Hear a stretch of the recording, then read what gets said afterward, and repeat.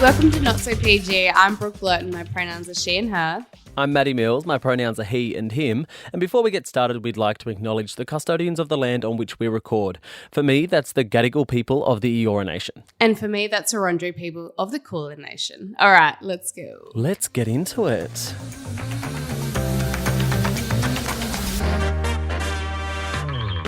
Oh, well, how's your weekend, B? Did you have a good weekend? Yeah, I mean, I've been sick. So since I've got back from LA, I've been crook. So I know, it's the time, it's the winter, it's driving me absolutely nuts. I mean, I feel like it's the winter blues. I'm getting seasonal depression. Especially in Melbourne, right? Like, it must be cold down there. Yes, I can't wait to escape this place just for a little bit to get some sun, honestly. Oh, yeah. Are you still going on your holiday up north? Going to Queensland, yes. But nothing exciting over the weekend. I saw that you hung out with your boyfriend in your brown trackies. Super cute. What did you call it? The poo outfit? I literally look like a turd and I don't know how he finds me sexy, but he does, and that's all that counts. I don't know if there's a way that you cannot be sexy. I think you're just born with it. I'm fucking not, and you know that. You've seen me in all types of states. That's exactly why I'm saying it, because I've seen you in all the forms. Keep my secrets, you dumb dog. Don't expose me.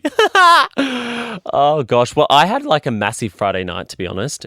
I've met some new friends and I'm hanging out with this guy and he's got, some really nice friends who I'm getting along with really well. They remind me of blackfellas. Like, these people that I've been hanging out with, they're just like, they have our same humor. Yeah, Colombians. They have our same humour and fun, sort of carefree vibe that blackfellas have when you go out. And so it's always a good time with them. So, but the party never ends. The party never ends. So you have to be like willing to call it yourself, because these people know how to party. And I've realised that I can't do it every weekend. I'm going to look like 55 in about 2 weeks' time if I keep on doing it. I just feel like I'm going to get old quick if I just keep on doing the party thing. So next weekend, I'm going to have a wholesome weekend and just plan to hang out. Because when I say big weekend, I'm talking like 6, 7 a.m. Ooh, that reminds me of LA. Yeah. Well, we did that one night in LA. Our LA trip was so tame. Yeah, I remember. Okay, this is the thing. You said to me when we were wrapping up LA, this is the funniest thing. You were like, yeah, when I get back. Okay, we're talking about exposing people. Here she goes. All right, here we go. I know exactly what you're going to say. He goes, when I get back, I'm just going to, like really lay low and like really just stay. Is that how I sound? I'm giving you straight Matty. I'm giving you straighty 180. What's his name's Moe. Yeah, Moe. I'm giving you Moe. So Moe goes, yeah, I'm going to, lay low. Just, put head down, just really just hard at work. The head was down. Let me tell you, babe, the head was down. Are we talking about the same thing here? Oh, we mustn't be. I don't think we are. No. Yes, look, that was the plan. But when you're excited to meet someone new and you're having these like really fun moments and you don't want to not be a part of the moment because you're like, oh, I really enjoy their company. So you're just like, yes, you're a yes man. Yeah. But Saturday and Sunday were very chill. Sunday, I did all my housework. There was some sort of concert going on across the road at Sydney Park from my house. And so like all these it started off as like a DJ set. And I thought, oh, okay, it's pretty chill. And then it turned into some like sound seance vibe where it was like, I felt like they were conjuring the suburb because people were just like, I was looking across my balcony and there were just people walking to the park. I was like, I even felt like I wanted to go across and be a part of it. I was like, wow, they're really conjuring up the suburb here. But it was cute. I just did my housework listening to their sort of seance music. That is so funny. Literally summoning everyone. Yeah, it was like, wah, wah, wah, wah, wah. Like, it was literally like that. B, you're a little bit ahead of the 8 ball from me in terms of the seeing someone phase. You're using the term boyfriend. But how did it change? We know how it changed. You know me, I'm like a person that's like, if I want something, I'll go for it. And I'm always okay with rejection, even though that's like my worst feeling. Abandonment issues. We're in the industry of rejection. We are. How fucked. We really are. I was thinking about know. this yesterday. I was like, I've put myself into a career where I'm constantly getting rejected. Yeah, we spoke about this, I think, on a previous episode about, doing auditions and then constantly receiving that. But I'm okay with feedback.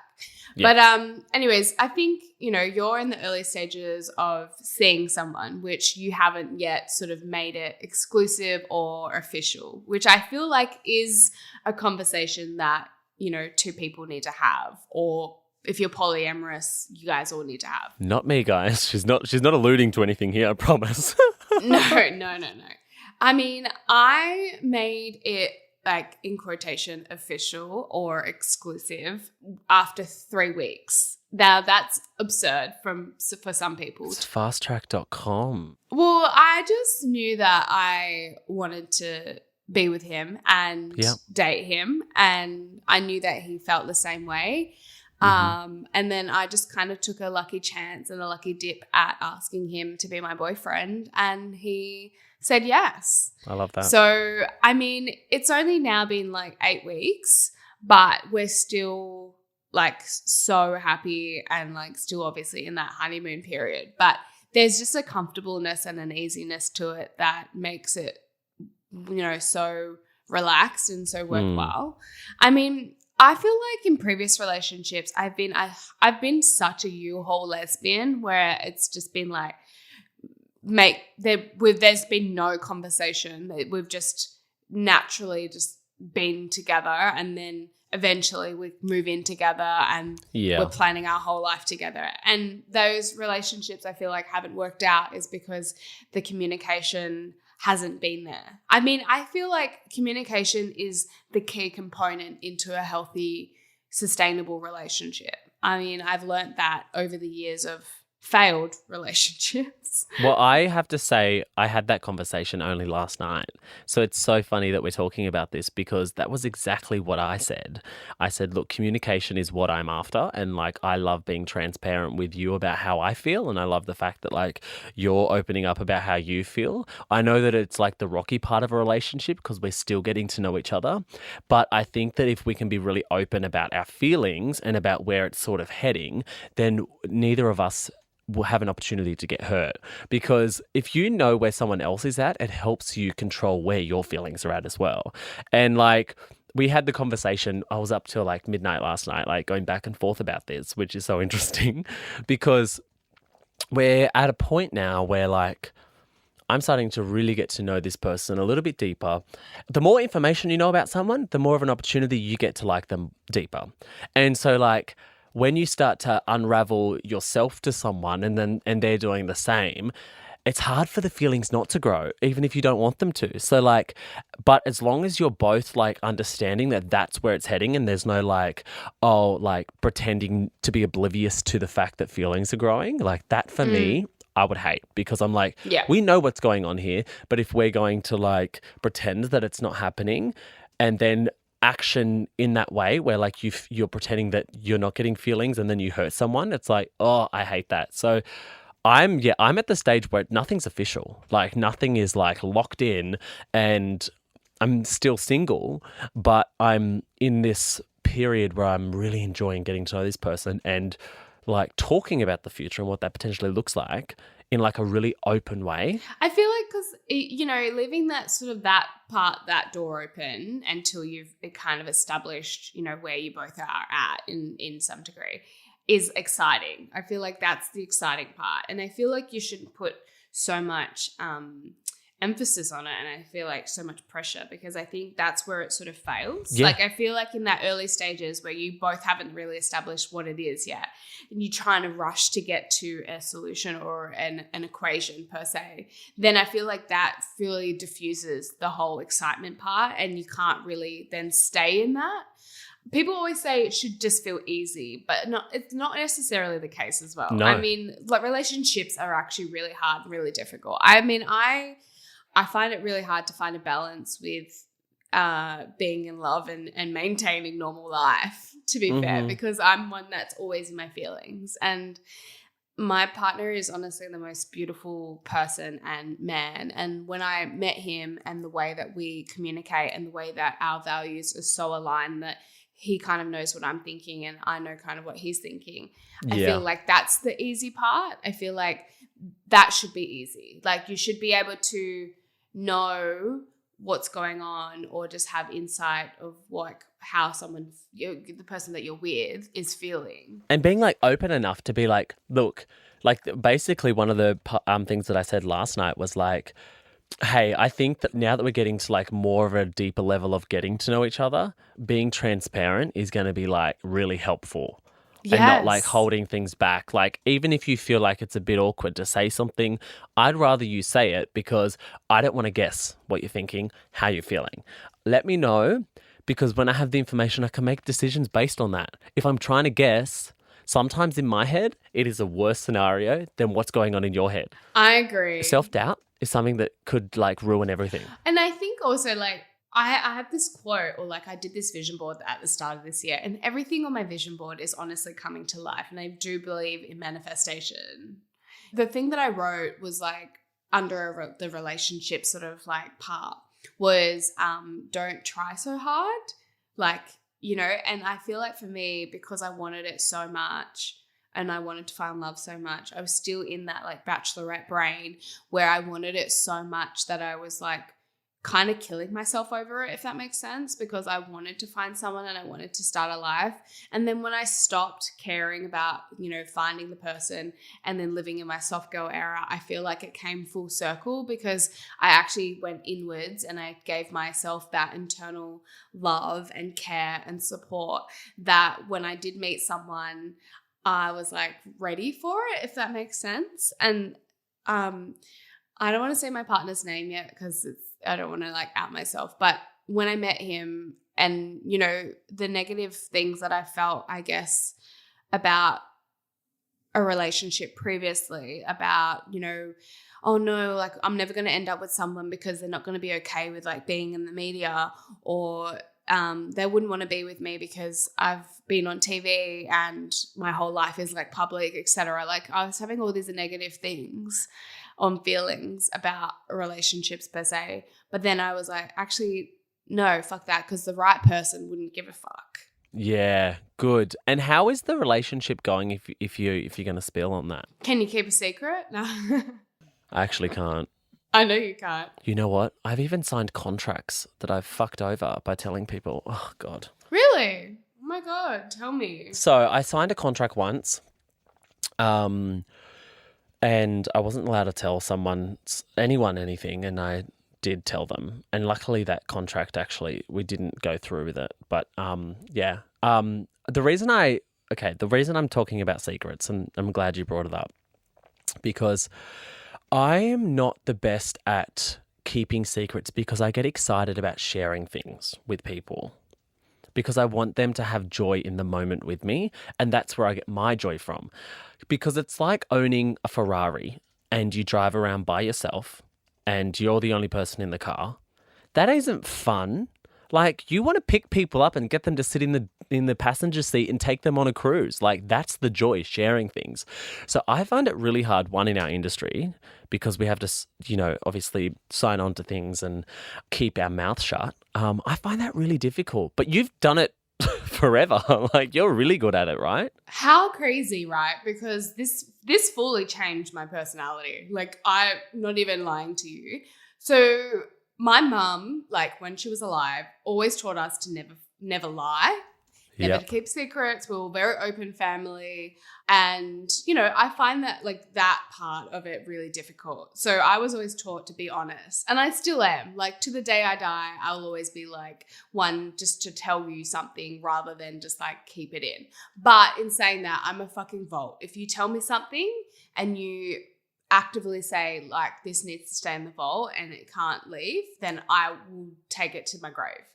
Yeah. But with TV per se, and especially like contracts and jobs, it was so hard when I was filming The Bachelor in Paradise, and I've done Bachelorette, because your whole life is a secret. Yes. One, when I got the contract for The Bachelorette, I'm so lucky that was like they outed that I was the Bachelorette, which they've never done before. I was so lucky in that sense that I couldn't contain that. I basically kept it a secret for a couple of weeks, and then they outed that I was the Bachelorette, and then I went straight into filming. So everyone knew that I was filming, right?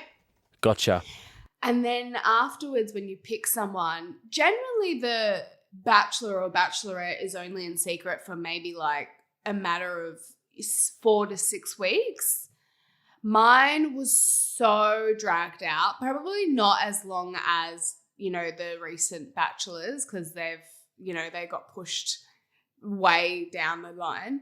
But honestly, for about like 3 months of my life, I had to lie to my family. I had to keep a secret of who I picked.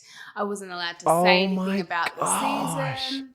Yeah, so I just have learnt this ability that, I'll share with the closest friends like yourself, my family, so they know what I'm doing or etc. But in the bigger realm, when I'm like approached in the street, or if I like have an acquaintance or a close friend but not a close friend ask me something, I'm like, oh no, I can't risk it. Like I can't risk telling them, and then who's that going to get back to? I don't disagree with you. Sometimes you just want to share, and it's just what's ingrained to us. Like we're people of community, so we want to experience that joy with everyone because we're excited. We want to get everyone else excited, but it's just so hard. Hey, it's so hard. I had an experience recently where an NDA came through, and I'm not even going to talk for more than 30 seconds about this because I feel like I could get in trouble. But what I will say is that this NDA was so tight to the point that it said that I couldn't tell, it listed all the people who would be closest to you, and you're not allowed to tell them. So it was so tight to the point that my agent wasn't allowed to know what happened at the thing. They were only allowed to know the result. Oh my God. I know. And it was one of these things where I was like, what the fuck? How am I ever going to keep this in? I always wonder, how do these big names and these big actors keep so many things under wraps? Well, you know what? People have NDAs at their home. So when someone comes to their home, for instance, Beyonce, if anyone comes to her house, there is an NDA at the security checkpoint that you're not allowed to talk about what you see within her home. Really? Have you not heard the song? If you're going to party with the Queen, you're going to have to sign a non-disclosure. That's a quote from a song. Yes. So everyone who's gone to Beyonce's house is you can't actually talk about what you see or what happens in there because you sign the non-disclosure before you go in.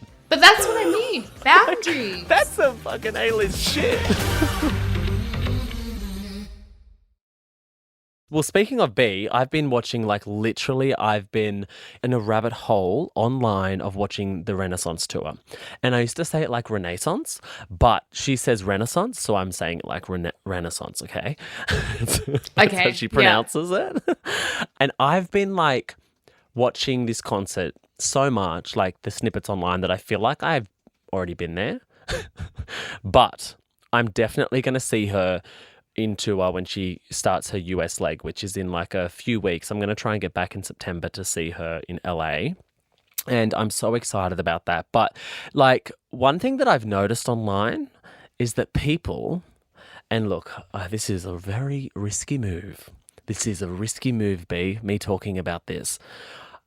The Swifties are going to come for me. I know this. And you know what? I'm such a Beehive member. I'm a soldier within the Beehive that I'm bloody ready. So I want to understand why people think it's okay to compare Taylor Swift to the iconic Beyonce, because they're both touring, right? They have these massive productions, these incredible shows that are selling out stadiums all around the world. But sorry, Tay-Tay, you just aren't Beyonce. You don't have the impact B has. You don't have the legacy B has. And yeah, you can shine, but B is a whole galaxy. And girl, you're just one star in that. Soz. The Swifties are definitely going to be coming for you after that one. Yeah, well, tickets went on sale today. They're probably too busy fighting each other for the tickets to even listen to this. I have to agree with you, but then I can see both sides, right? because we grew up. I mean, Beyonce's what's her background? She's African American. Yeah. Yeah. Yeah. So she's African American. All of in all her music videos and her being a part of Destiny's Child, she had a black crew. So we automatically, I feel like, being people of color, we gravitate towards B. We're like, oh my God, she's our queen, she's our savior, like she's the best, she's all of it. I can understand, not that it's a race thing. I'm not saying that it's a race thing because black people like Taylor Swift as well. And, sure. white people love Beyonce. Okay. But I can understand the appeal because all my basic white friends love them. But they all white friends. All my basic white friends needs to be on a jacket or a jumper or like a hat. They all love Taylor Swift over Beyonce. And I was all about like soul. I was about Mariah Carey, Beyonce, Christina Aguilera, even though she's white. No, Christina Aguilera is actually black too. Oh, well, there you go. Dad, yeah. Yeah, well, so there you go. But you know what I mean? Like, and just that's where I gravitated towards as a kid growing up and like the music that I idolized and still, like love. But there's just a certain type of person that like gravitates from Taylor and has followed her journey over the years. And that's why they're so hardcore Swifties, because they feel like she's their sister, like they grew up with her, which is totally fine because I feel the same way about B, and I feel the same way about Mariah Carey, Rihanna, what I mean? Like, yeah. Well, I think about like exactly that. Growing up, watching her, we were only born in 95, so I felt like we saw the end of Destiny's Child. We didn't really see the start of it, but still, there was such an impact of Destiny's Child in the beginning, and then Dangerously in Love, like that album still to this day is one of my favorite albums on the planet. Crazy in Love, that song, like that is such a song that if you hear it anywhere in the world, it is like everyone knows it. It's got massive impact, and then I love the fact that like she was all about sort of that pop R&B soul vibe in the beginning once she came out of Destiny's Child, and then she switched it up and she sort of got really political with her music, and it was like more about her personal experience in her relationship with Lemonade.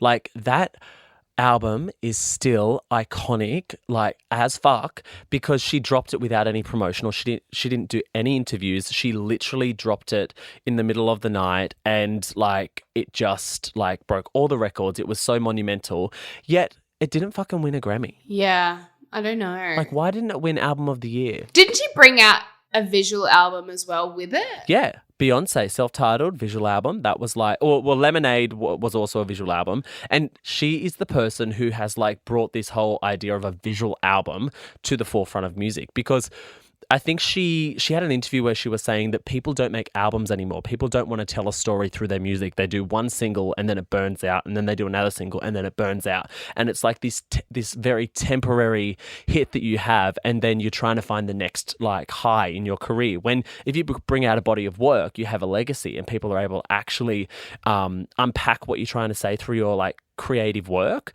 And for me, it's beyond like her being the best performer alive. Like, hands down, the best live performer in the world. Yes, Michael Jackson probably was as good, or if not just a bit better than B, but he was her inspiration in terms of like showmanship.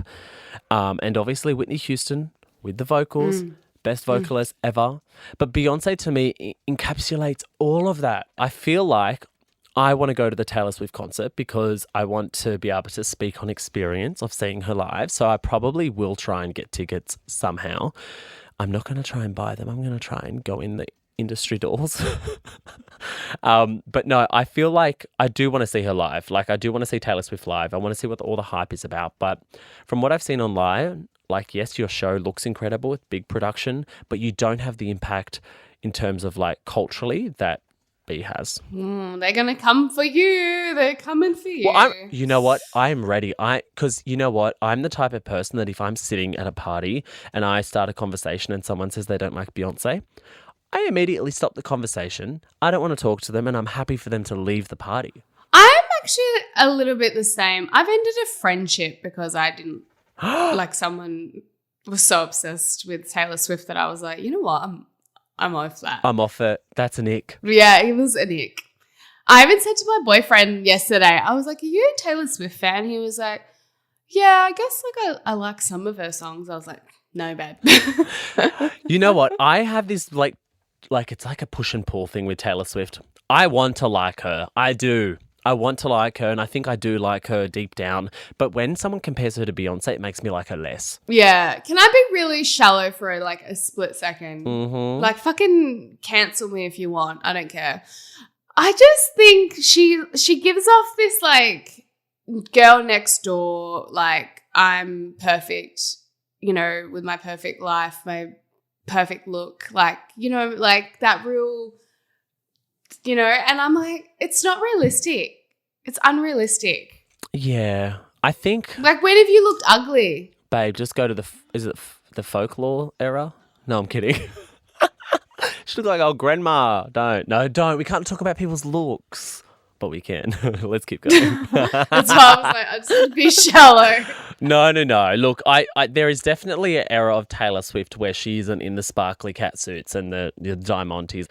But in saying that, look, Swifties, don't come for me because I will tear you down. No, I'm kidding. No, don't come for me because it's not worth it. It's absolutely not worth it because I don't even reply to my best friends. I'm not going to reply to you. This is our own opinion, by the way. No, I'm kidding. Well, that's all we have time for today, B. I know.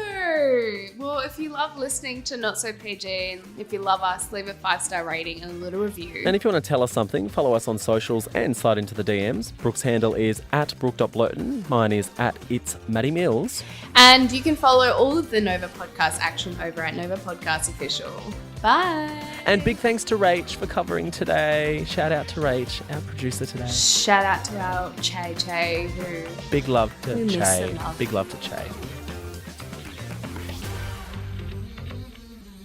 When did you say the L word first? Have you said it? We haven't said it, no.